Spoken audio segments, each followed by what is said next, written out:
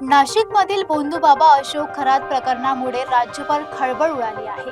सर्पपूजा, अंधविश्वास आणि महिलांच्या शोषणाच्या आरोपामुळे हे प्रकरण अधिक गंभीर बनलं असून एसआयटी तपासातून नवे खुलासे समोर येत आहेत. नाशिकमध्ये उघडकीस आलेल्या भोंदूबाबा अशोक खरात प्रकरणाने राज्य हादरलं आहे.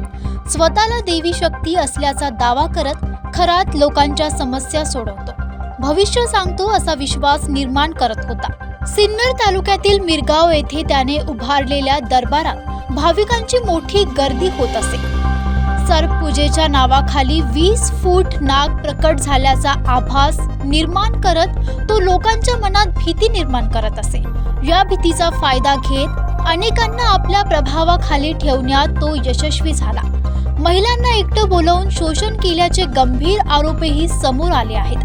याशिवाय राजकीय नेते, अधिकारी आणि प्रतिष्ठित व्यक्तींचा त्यांच्याशी संपर्क असल्याचाही उघड झाला आहे. सध्या एसआयटी मार्फत कसून तपास सुरू असून या प्रकरणात आणखी मोठे खुलासे होण्याची शक्यता व्यक्त केली जात आहे.